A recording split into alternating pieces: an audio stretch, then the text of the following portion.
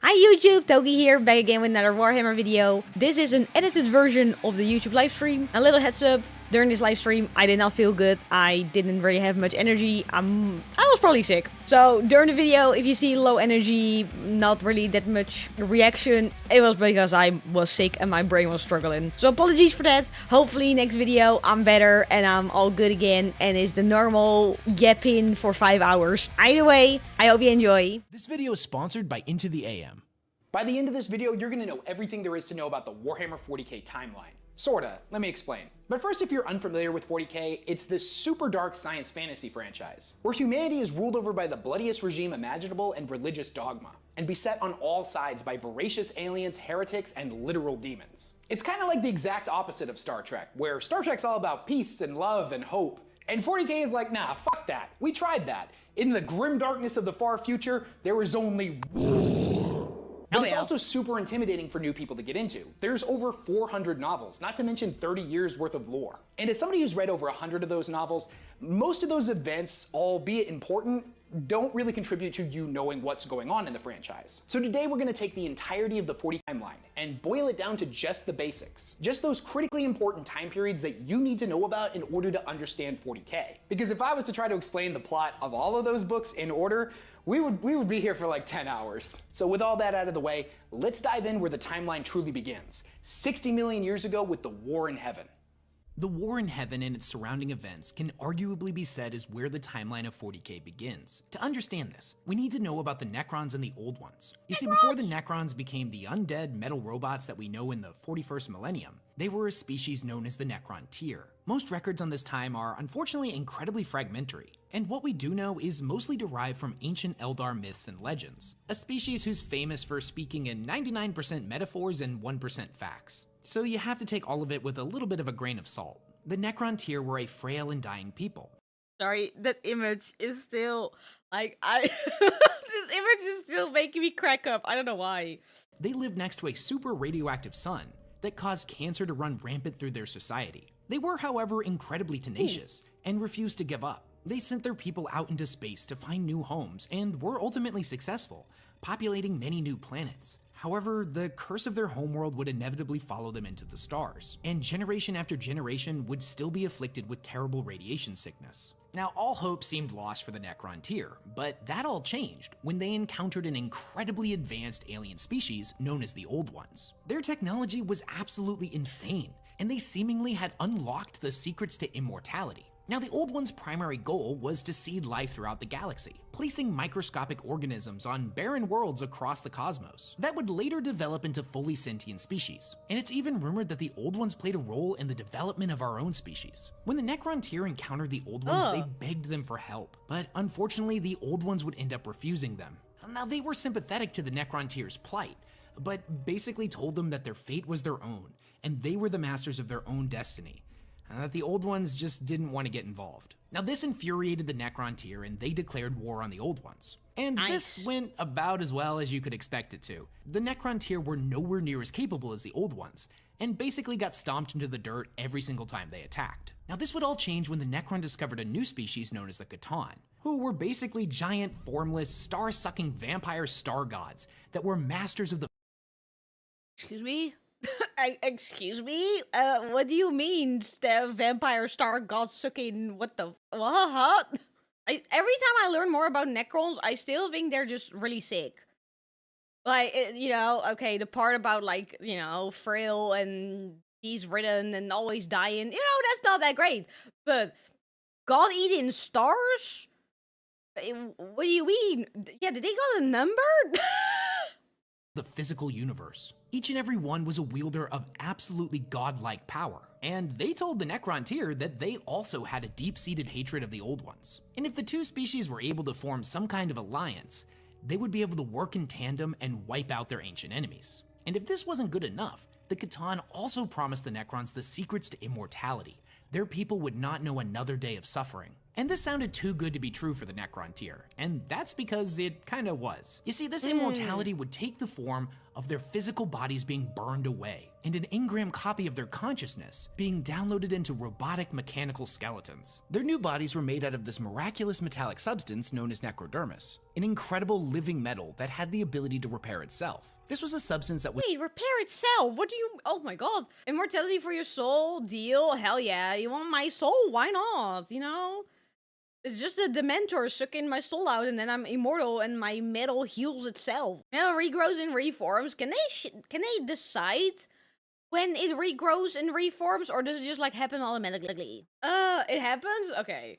Automatic? Okay. This was a substance that was originally developed by the Necron tier and had been used in most of their starships. Not only was it incredibly durable, but it offered a lot more protection than their flesh bodies, and their warriors could regenerate from any wound that didn't completely obliterate them. This whole process was known as biotransference, and the entire species was subjected to it. Now, this was the day that the Necron tier species died, confined to the halls of extinction, and in their place was simply the Necrons. Now, together the Necrons and the Catan would strike back against the old ones, and their combined might was enough to put them on the same level.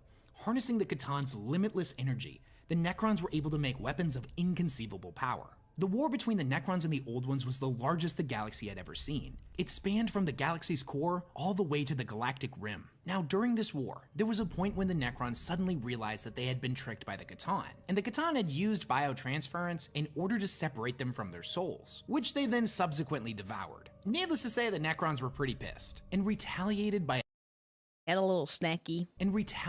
attacking and destroying the individuals they once worshipped as gods, shattering them into thousands of pieces, and binding each of these shards into what were known as tesseract vaults. And the children in their dying crawled towards the machine to make them immortal just to get away from the super.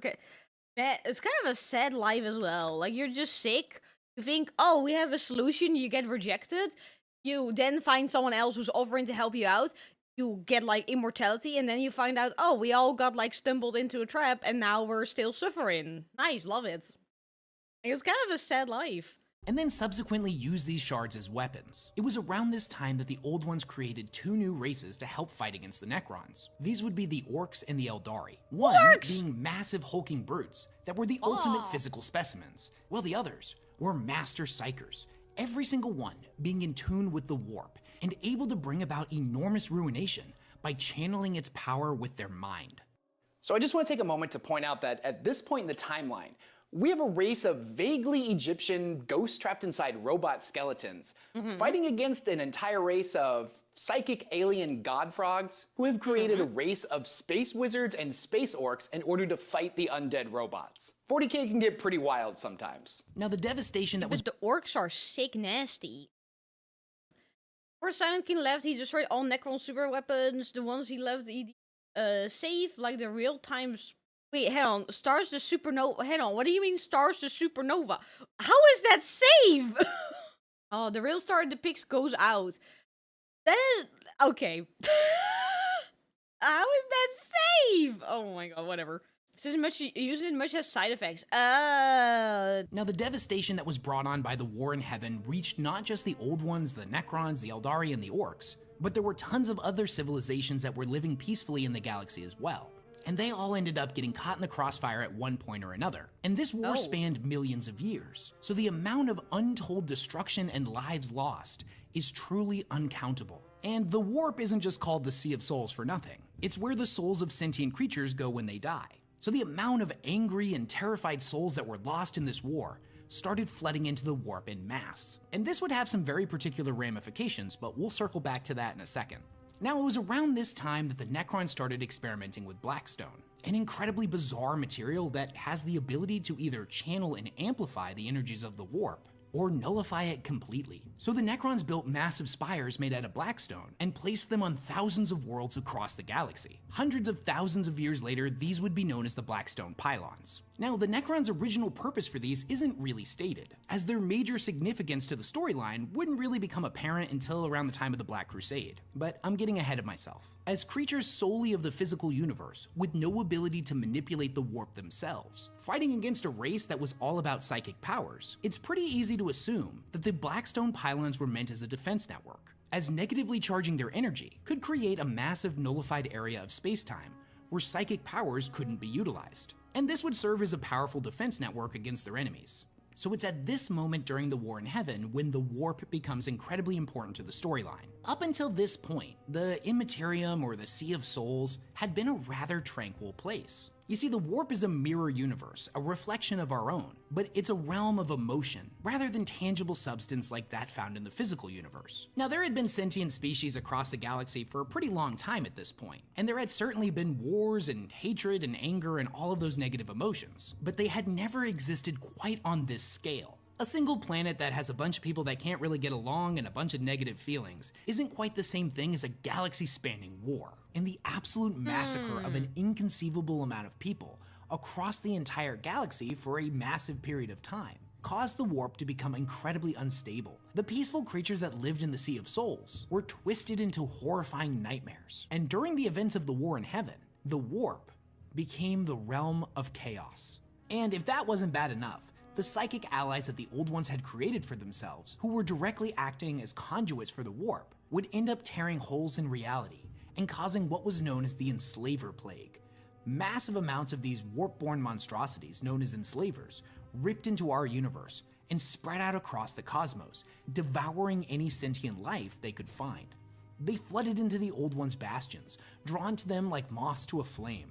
The Old Ones in their weakened state were in no position to fight them off, and it is believed that they went extinct. Now, admittedly, everything gets kind of blurry here, and we're not 100% sure what exactly happened to them. But after the war had concluded, the Necrons were left in a fractious state. They had taken inconceivable losses, and the Eldari had risen to power and were slowly expanding. Oh my god, this one looks like the mini I've ordered. Oh my god. Were slowly expanding and taking over the galaxy. If the Necrons had tried to fight them after an all-out war with the Old Ones, they more than certainly would have perished. So the Silent King ordered them to go to sleep within their tomb worlds and set the timer for 60 million years. He believed that by this point the Enslaver Plague would have run its course, and would have dissipated back into the warp. Also, the Eldari surely would have died off by then, and whatever species was left over to inherit the galaxy wouldn't be ready for the godlike creations of the Necrons, who would then reclaim what was rightfully theirs. Disagree with him here. The Necrons won the war without the Old Ones, and Eldar would have driven back. They went in the good rooms.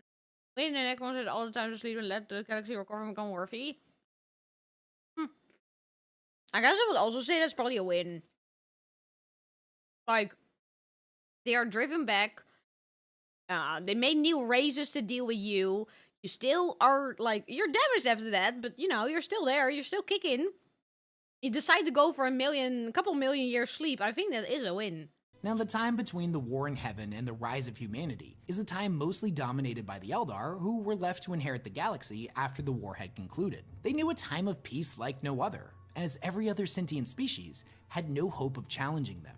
So they could pretty much do whatever they wanted. Now, here's the thing about being immortal and having no wars to fight. You got a lot of free time on your hands, so the Eldar got really into the arts and other leisure activities, pursuing pleasure instead of violence. Now, this started off normal enough.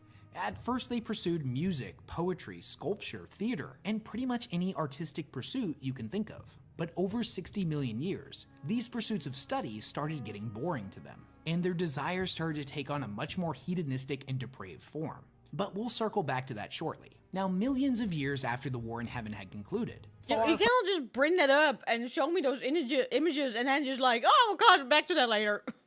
Now, millions of years after the War in Heaven had concluded, far from the Eldar Empire, there was a tiny little planet known as Earth, where a new species was coming into its own. So why is the rise of humanity and the birth of the Emperor so important? Now, 40k is a franchise that focuses on a lot of different characters and factions, but the human perspective is arguably the main one, as most of the novels and stories focus on the humans. And the storyline of humanity in 40k sees them rise to power and then have their empire crumble around them, only to rebuild but be set in a new dark age. Probably the most famous quote that's associated with 40k summarizes this pretty perfectly. "Forget the promise of progress and understanding, for in the grimdark future, there is only war."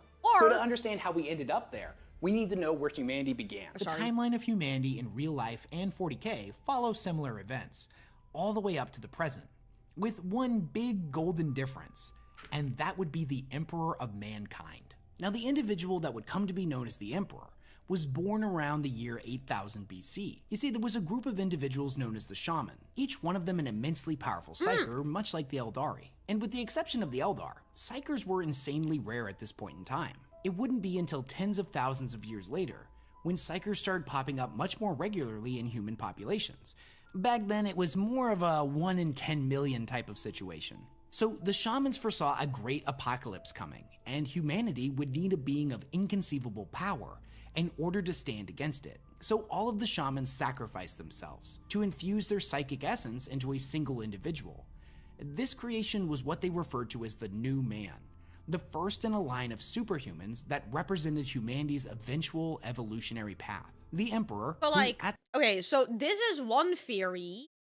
What are other theories? Not to like get too sidetracked, but like just a small brush up. Like, hey, by the way, another theory is like, I don't know, he hatched from an egg. I'm just saying something. I'm just saying something random. That he's an old one. Okay, other theory, an old one. Not actually old, but old one as in like the old gods. Okay. Another theory, he's made as a bioweapon. Damn. I think I like the bioweapon the most. He was made as a weapon, and now he's just like, you know, a big husky man. Never made me say it again. The Emperor, who at this time was known as Neo, was born to mortal parents Neo? and lived in Neo is such a cute little name, though.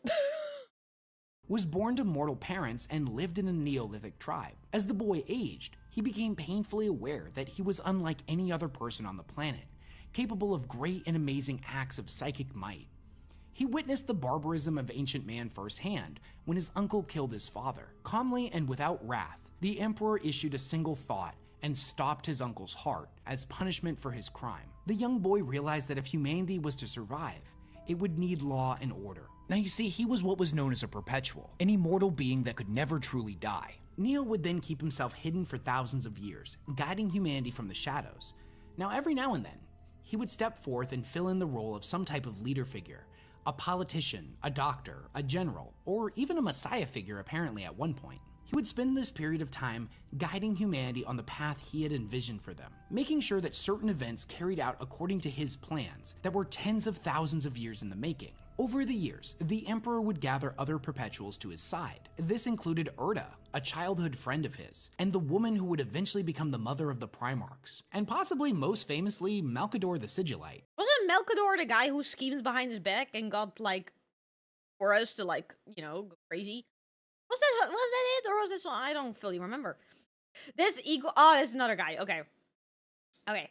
Although he technically wouldn't meet him until somewhere between the 20th and 30th millennium. When it comes to early human history, the period between 8000 BC to 15,000 AD is often referred to as the Age of Progress. During this time, powerful nations rose and fell, with the Emperor popping up in disguise every now and then to coax humanity in the direction of his choosing. Now, there's a lot of evidence to support the fact that the Emperor had godlike cognitive abilities and could foresee the path humanity would need to take step by step to achieve impossible outcomes. Humanity would eventually develop the means of space travel and would colonize the entirety of the Sol system.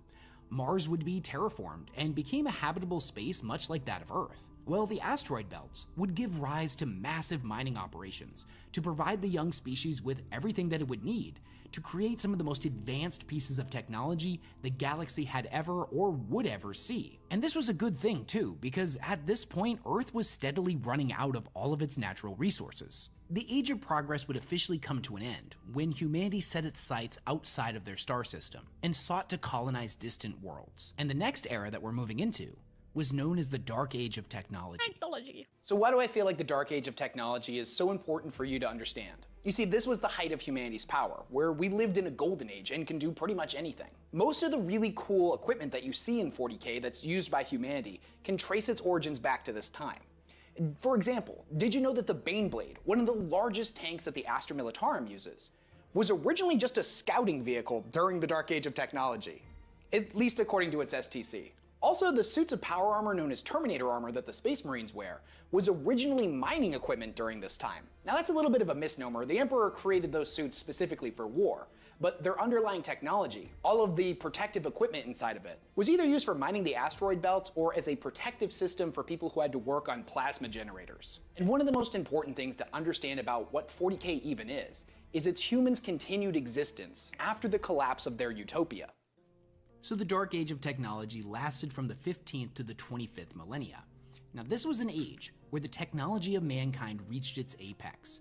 A fact that was unknown to those that lived during this period. Humanity was capable of great and terrible things, and the creations they brought into the universe were unlike anything the galaxy had ever seen. Through the application of science and technology, every single one of humanity's problems had effectively been solved. This was a golden age like no other. No matter what crazy invention you can think up, the humans that lived during the dark age of technology were able to come up with something even better. Every disease had been cured, every problem solved, and humanity stood united, ready to conquer the galaxy. Any alien civilization that they would encounter that wasn't immediately peaceful would face the technological superiority of mankind and was quickly wiped out. They created massive coiled machines known as sun snuffers that were capable of entirely wrapping around a sun and snuffing it out of existence. They created— What?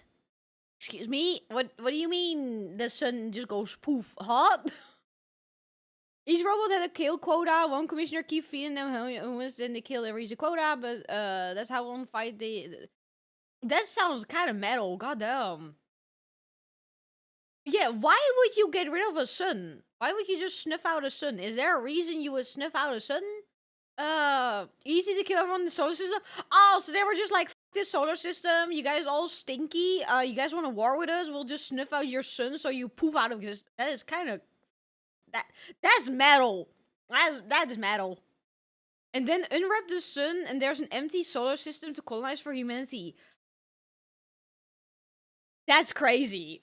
They created artificial intelligence banks known as STCs, or standard template constructs, that contained the sum of all of humanity's knowledge, and were capable of utilizing that information to create new machines, the likes of which no human had ever even dreamed of. Now, this was a period that saw the discovery and implementation of warp travel, making jumps through the imperium in order to cover great distances in space, allowing faster than light travel. Using this technology, humanity sent hive ships out in every direction in order to colonize new worlds. And it was around this time that the Sol system's population was getting out of control. The people of this time realized that if their species was to survive, that they would need to colonize worlds in distant systems. And I know what you're thinking. If the dark age of technology was so great, why did the descendants of the people of this time refer to it as the dark age of technology? And that's because thousands of years in the future, what these individuals saw as enlightenment would end up being condemned as tech heresy.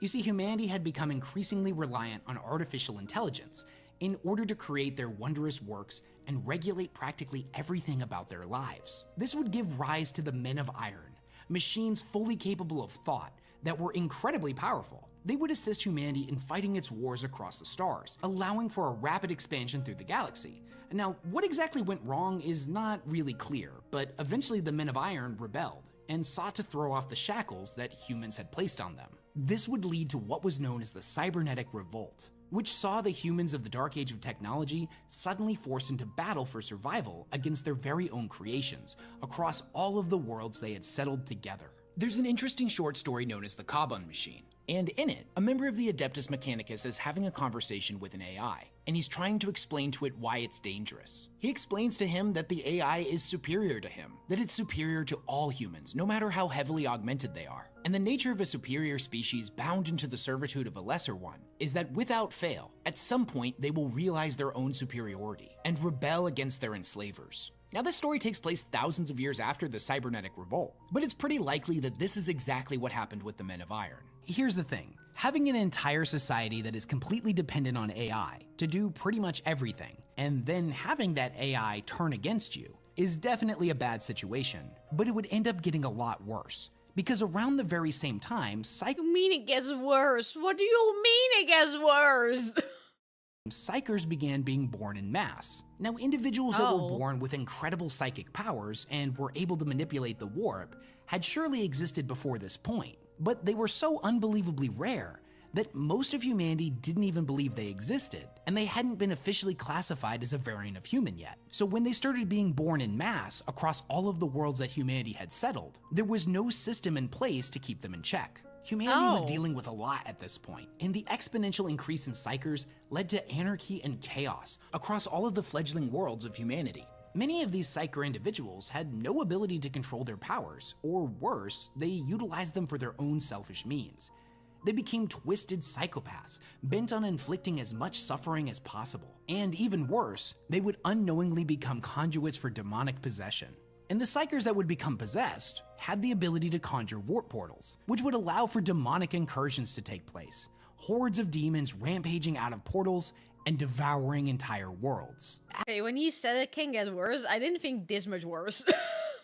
As insanity and madness ripped its way across human civilization, the promise of the Dark Age of technology would end, and we would enter what is known as the Age of Strife. Age of Strife. The Age of Strife, or Old Night, is probably the most referenced event in all of 40k. If you were to download 100 PDFs of 40k novels and just searched Age of Strife or Old Night, it would probably show up in around 80% of them.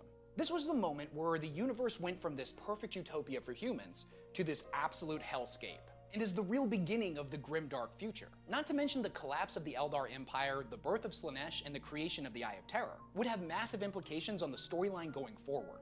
With the human species collectively losing its mind across the galaxy, a period known as either Old Night or Age of Strife would begin, which stretched roughly from the year 15,000 to the year 25,000. Humanity began to regress into a dark age. Civil war and insanity ran rampant across every planet, and this period of time saw the slaughter of billions of humans. Even worse, massive anomalies known as warp storms were spreading across the universe. They were created and fueled by the rampant sadism and debauchery of the Eldar Empire, who at this point was still at the height of their power, but hadn't really interacted with the humans all too much. These storms made travel and communication through the warp next to impossible, and thus all of the worlds humanity had colonized were suddenly cut off from one another. They were completely alone, and many of the distant colonized worlds would fall prey to attacks from xenospecies such as the orcs, who at this point had spread throughout the cosmos, and even to more advanced species like the Eldar, who decided a healthy population of human slaves would help satiate some of their darkest desires.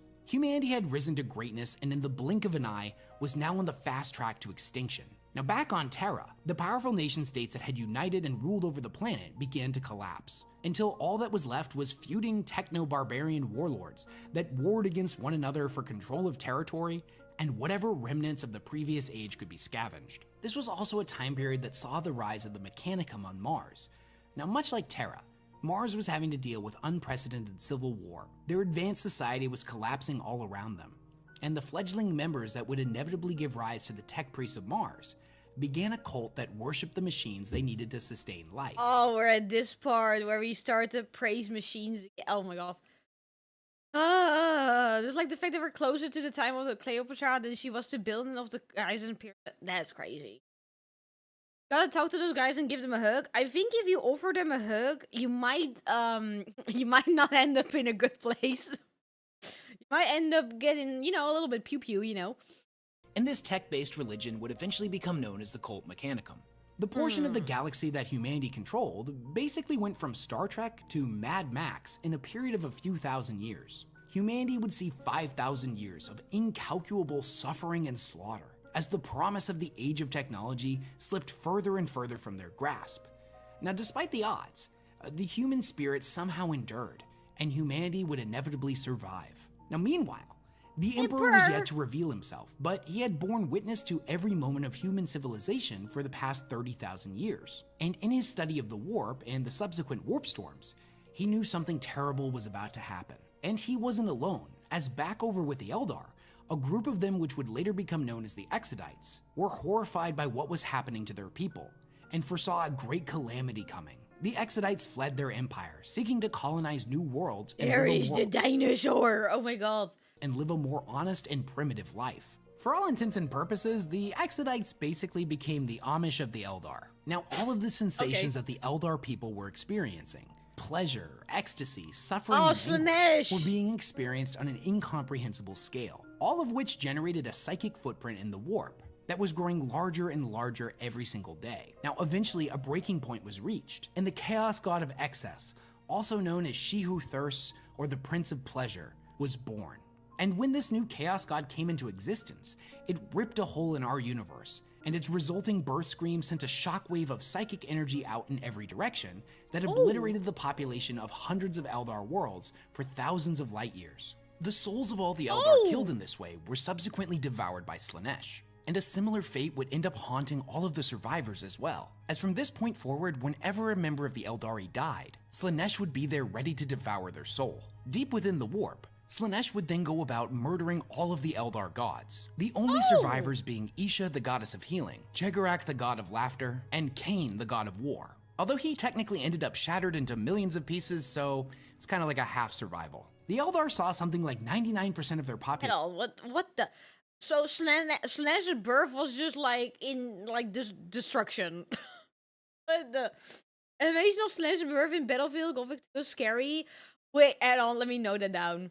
Wiped out overnight, and the only survivors were the Exodites that were on their maiden worlds, the craft worlders whose ships were outside the blast radius, and the denizens of Komorra, a city that was located deep within a pocket dimension known as the Webway, and whose citizens would eventually become known as the Dark Eldar. Now, this event was undoubtedly tragic. Billions were killed in an instant, but if there was any kind of silver lining to it, it would be the fact that all of the warp storms had been being generated by the gestating Chaos God. So as soon as Slaanesh was born, they were all wiped away. And at this point in the 30th millennium, suddenly warp travel was possible again, and all of the human worlds would have the ability to be reunited once more. The Emperor saw this as the moment where he would finally reveal himself, and he would lead the humans of Terra back into the stars, reuniting the entirety of the human race under one banner, under the Imperium of mankind. Now, in order to do this, he would have to reunite Terra first. At this point in the timeline, the human empire has completely collapsed.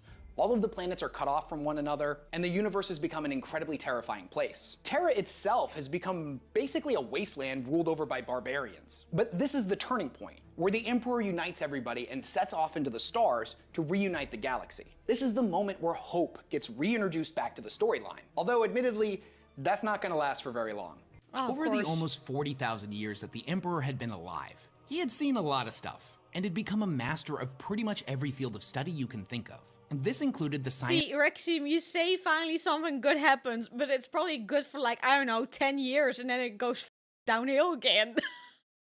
And this included the science of gene forging. And through this, the Emperor would create two of his own superhuman factions, the Custodians and the Thunder Warriors. The former being the pinnacle of humanity, the ultimate creation, functionally immortal in the peak of physical and mental perfection.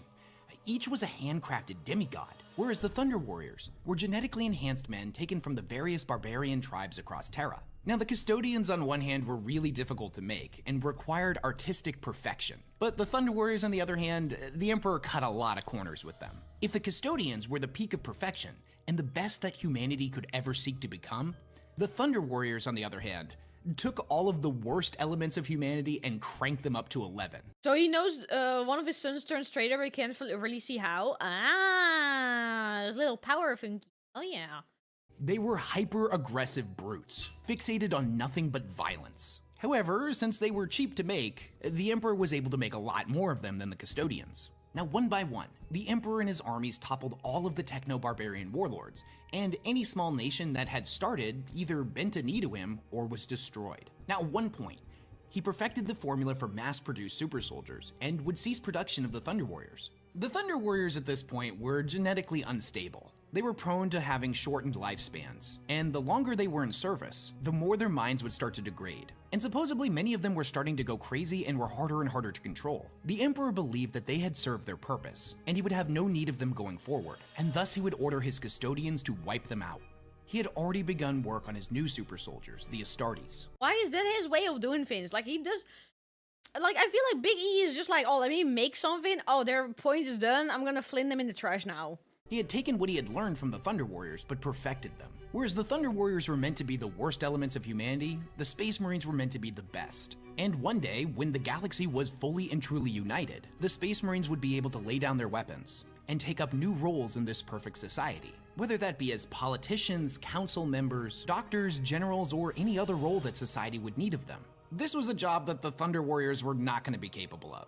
Now, okay, that does make sense. Now, after Earth had been united under the Emperor's rule, one of the most important decrees that he issued was the abolishment of religious worship. The Emperor had been around a long time, and he had seen the horrors of religion firsthand. That any decree that teaches you not to question and to accept things on faith was abhorrent to him.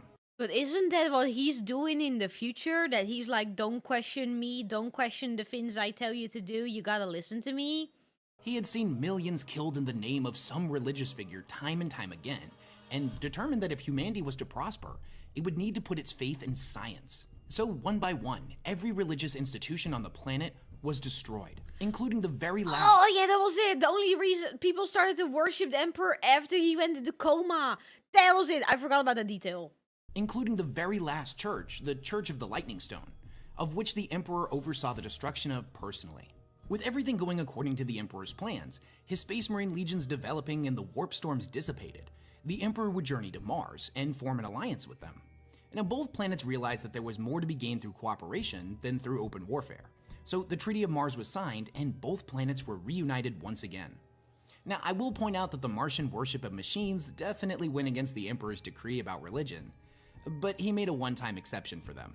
The rest of the solar system would be united in a similar way, and the Emperor would begin formulating his plans to reunite all of humanity. Now, in order to accomplish this, the navigators of the Imperium determined that they would need some form of anchor point in order to further explore beyond the bounds of the solar system, and thus the Astronomicon was constructed.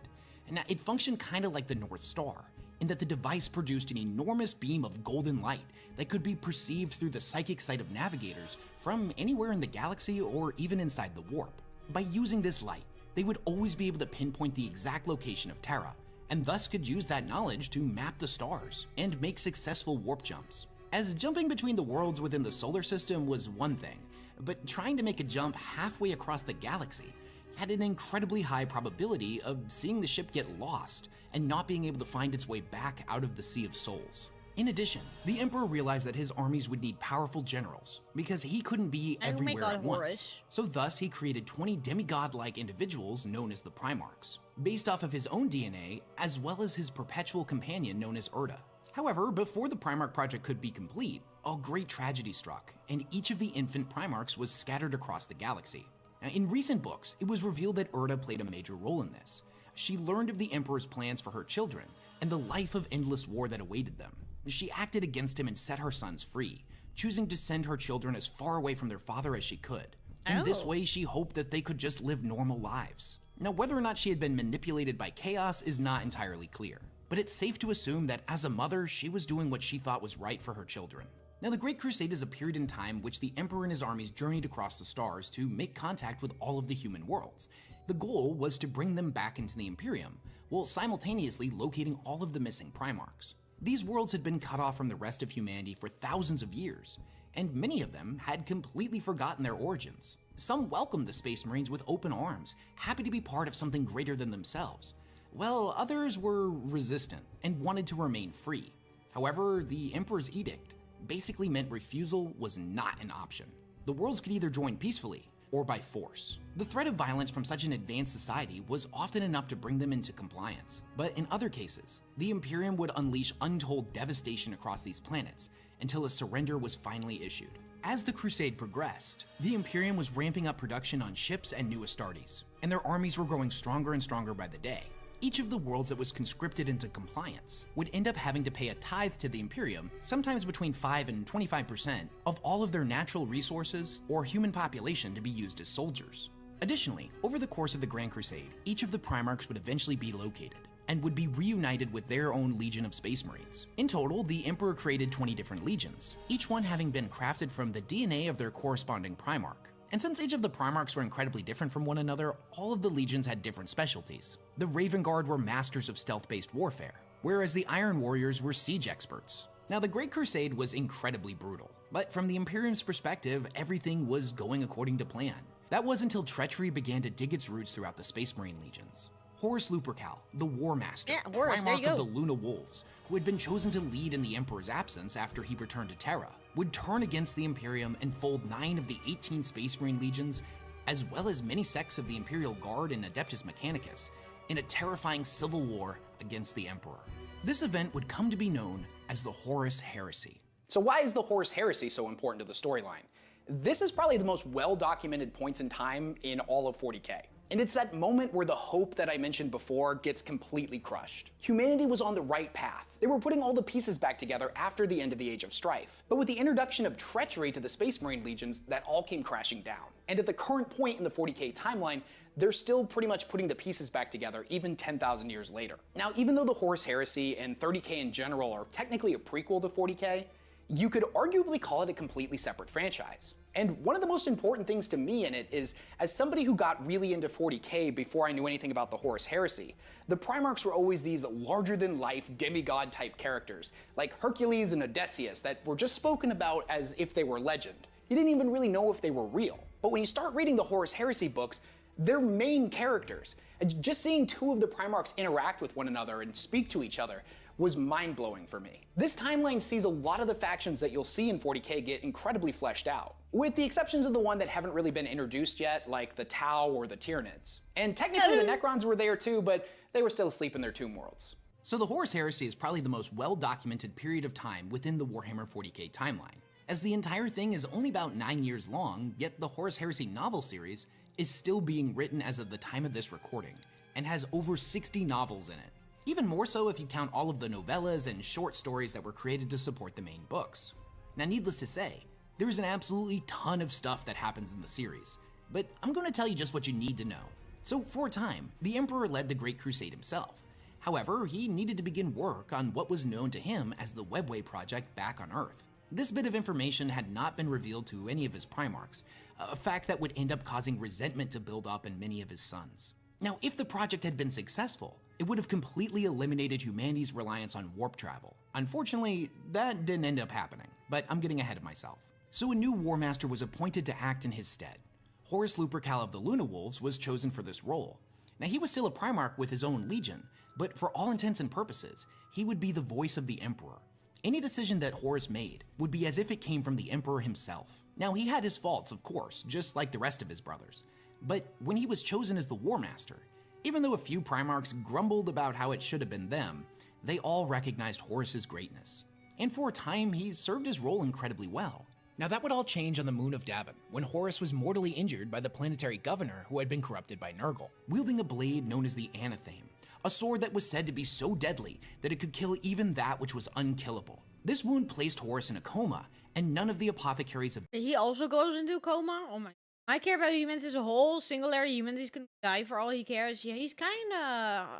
Oh, it's kind of... I don't know. Biggie's a great guy. Don't worry. My thoughts, my opinion don't matter. He's a great, stellar guy. And it's turned to a massive lighthouse chair. Lighthouse chair? Oh my god. And none of the apothecaries available on Horus's flagship, the Vengeful Spirit, were able to cure him. Now, to Horus's Marines at the time, this seemed like a freak accident. However, that's not exactly what happened. You see, there was this chaplain named Erebus, who was a member of the Wardbearers Legion and had been accompanying the Luna Wolves. You see, he had actually stolen the blade from a group of people known as the Interrex, and then provided it to the man that would end up landing the blow, all as part of his careful plan to end up corrupting Horus. It was— Why was that your plan? Why did you want... Hang on. Question. Is it known why Erebus wanted Horus to get corrupted? Because, like, why would you do that? Erebus loved the Chaos Gods. Oh my god. You know what? I'm starting to understand why everyone is like, fuck him. I'm starting to get it. It was revealed that he had been behind the scenes orchestrating the heresy at the command of his Primarch Lorgar, who, after having been reprimanded by the Emperor for spreading his worship, which completely went against his ideals, had sought out other gods more worthy of their devotion. The Wordbearers would inevitably discover the Chaos Gods. Erebus isn't even his name? Oh my god. You know what? I'm starting to think Erebus is kind of mentally, you know, not doing too well. Let me just say it like that. Wait, hang on. Was he not mentally doing too well because he was in love with the Chaos Gods and they corrupted him? Was he corrupted? Was that it? Of course, Erebus would like the Chaos Gods. It's all starting to make sense. It's all starting to come together. What a f***ed up guy. But then my next question. So Erebus is clearly like not doing good. Then why did he become... Why? How did he get close to Horus then? Oh no, wait, he got the sword and he gave it to the Nurgle guy. Never mind, I messed up things in my head. Mostly for the love of the game, but he was raised on a planet that worshipped chaos. Okay, that does make it more sense. It was part of Lorgar's Legion. Ah, Lorgar's Legion, okay. And set in motion events that would lead to the bloodiest civil war humanity had ever seen. Now back on the Vengeful Spirit, Erebus recommended bringing Horus to the Temple of the Serpent Lodge, a place on Davin, where they could use sorcery to heal him. Now this was a diabolic place that was linked to the ruinous powers of the Chaos Gods, a fact that was unknown to the Luna Wolves at the time. Many of the Marines were against this, but they didn't really see any other options. So in desperation, they agreed to try what Erebus wanted. And it was here in the temple that Horus was put into a dreamlike fugue state. And in this dream, he would be manipulated by the Chaos Gods and the astral spirit of Erebus into turning against the Emperor. He was shown visions of the future, of the galaxy in flames, of a human imperium that worshipped the Emperor as a god. Humanity had descended into a new dark age, and the Emperor didn't care about humanity. He had just been using them this entire time in order to obtain godhood. Now during this, the astral spirit of Magnus, the Primarch of the Thousand Suns Legion, appeared before Horus and tried to prevent what was happening. But unfortunately, he was ultimately unsuccessful, and the corruption had taken root in Horus's heart. When Horus finally awoke, he had been healed and his allegiance had changed. He set about orchestrating the downfall of the Imperium. Now 7 of the other Primarchs, Lorgar of the Wordbearers, Mortarion of the Death Guard, Fulgrim of the Emperor's Children, Portorabo of the Iron Warriors, Angron of the World Eaters, Alfarius of the Alpha Legion, and Conrad Kurz of the Night Lords, would join with Horus and pledge their allegiance to his cause.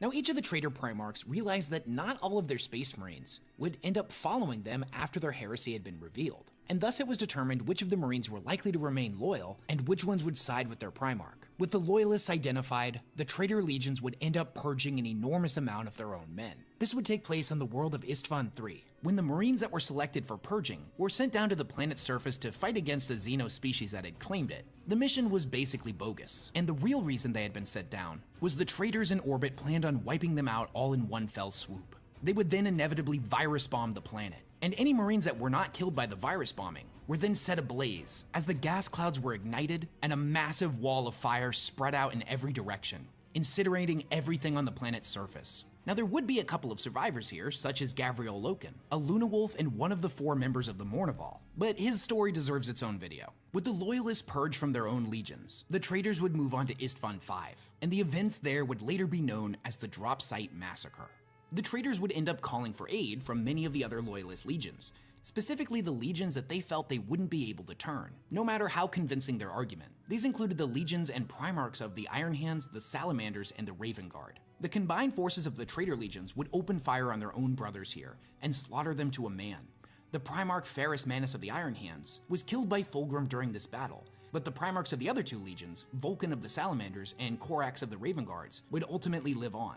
However, their legions were reduced to a mere fraction of what they once were. The Raven Guard, for example, were said to originally have 80,000 Space Marines, but after the Drop Site Massacre, that had been reduced to 5,000.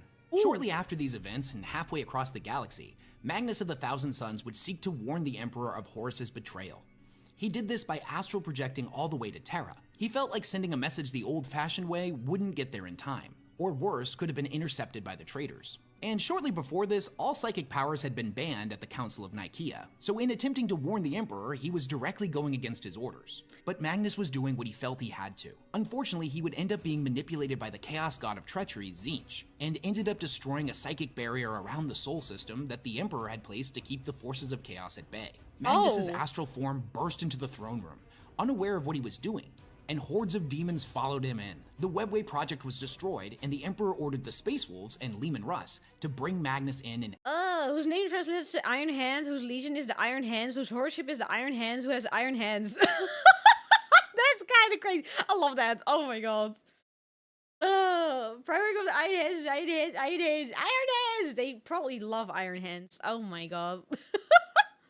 and the Emperor ordered the Space Wolves and Leman Russ to bring Magnus in and answer for his crimes. However, the message was intercepted by Horus, who changed the order to kill Magnus and the Thousand Suns, and burn their world of Prospero.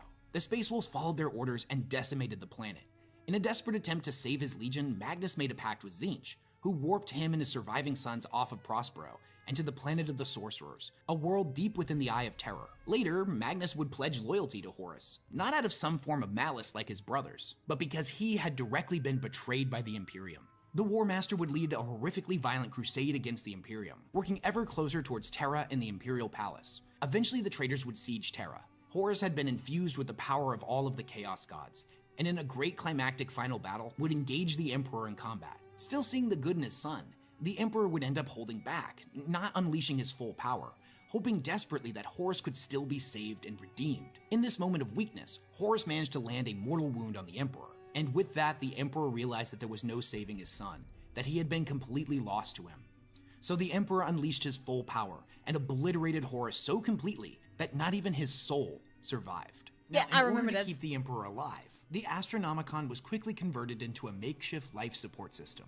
The Emperor's psychic might would be used to power it, and the machine would keep him from truly dying. And here the Emperor would remain for the next 10,000 years, his physical body little more than a decaying corpse. Well, his spiritual body was free to roam the warp, and by all accounts, has been growing stronger ever since. Now, one of the greatest ironies of 40k is that since the Emperor is a perpetual, if he was to physically die, he would be reborn. This is a fact that the other members of the Imperium are not aware of. So over the last 10,000 years, they've been doing everything they can to keep him alive. But if he had just been allowed to die, he would have come back.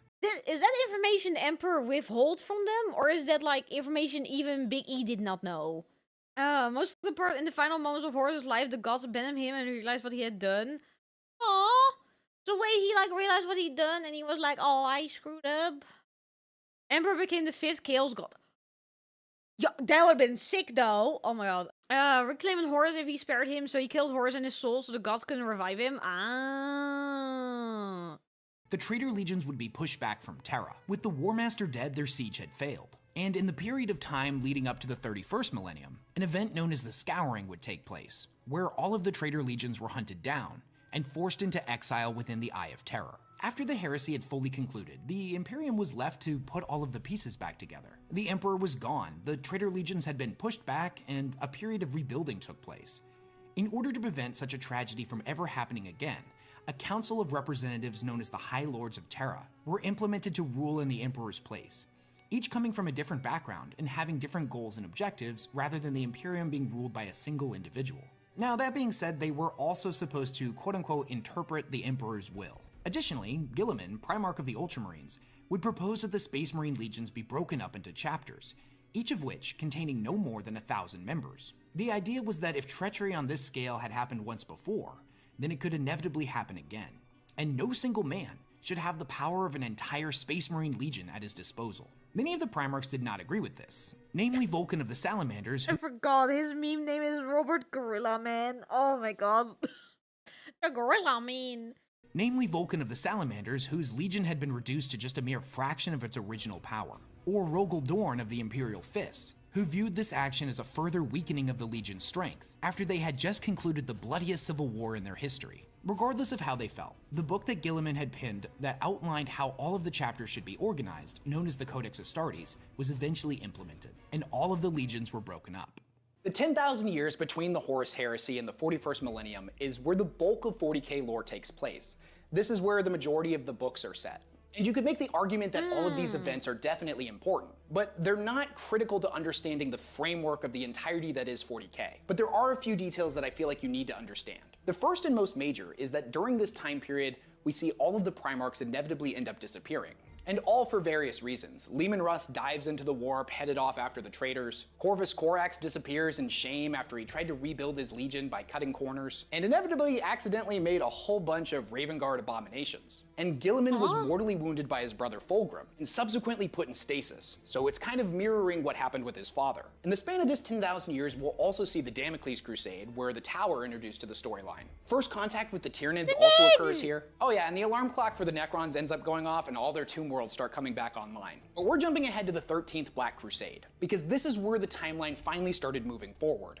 When we find ourselves in the 41st millennium, the events of the Horus Heresy have slipped into legend. Most people alive during this time have no idea what transpired back then, whether that be because of the intentional purging of specific documents, a covering up of the truth, or just that it happened so long ago that they don't remember. This isn't true of the Space Marines. They remember it all too well. But whereas most of the Loyalist Marines that are alive in the 41st millennium know of these events because of the records kept by their chapter. However, when it comes to the traitor Marines that exist in the Eye of Terror, time flows differently there.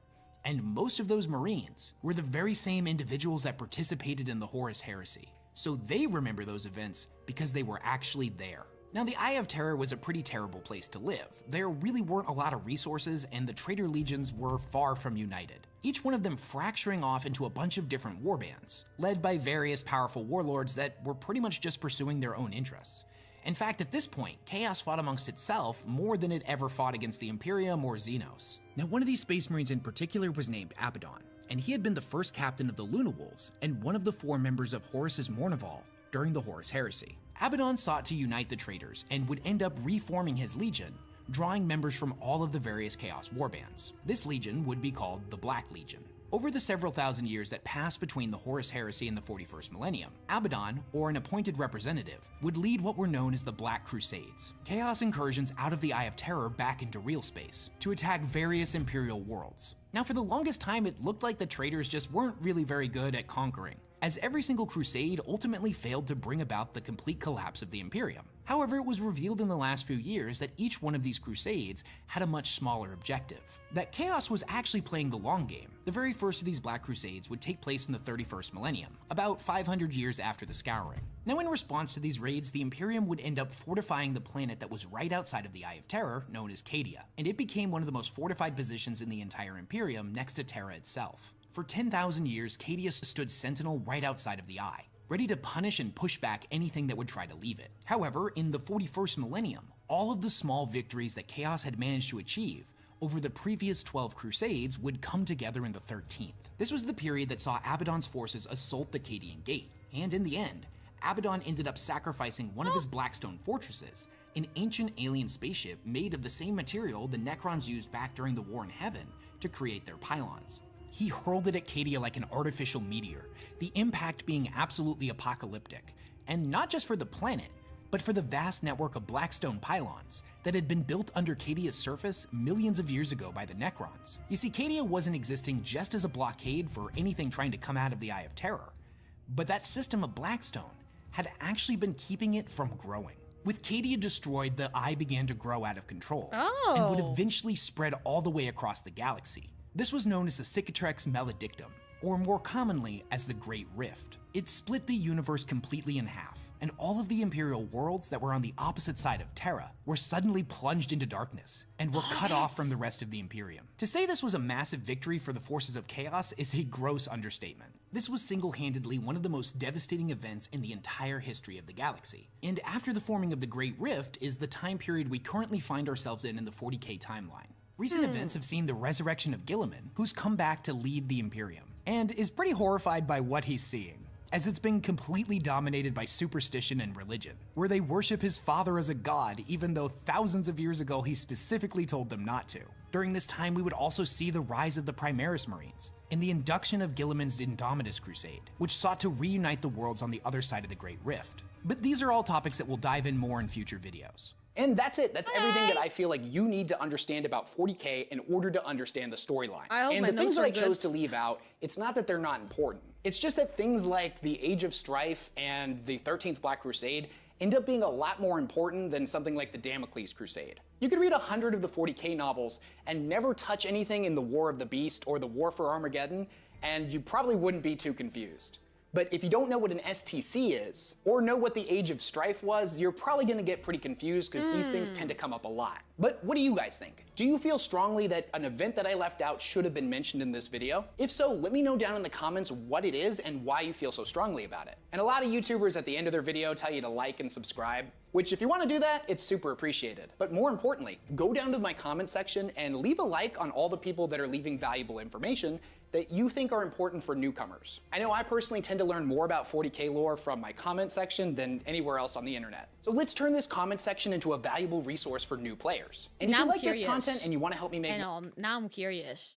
Now I'm like, what's in the comments? Would love a 10-hour complete history. You know what? That would be a great audiobook though. That was an interesting video. I do need to probably watch it again because my brain was off during like half of it. I hope your notes are ready. My notes of Warhammer are currently 14 pages. Currently 14 pages. Oh my god.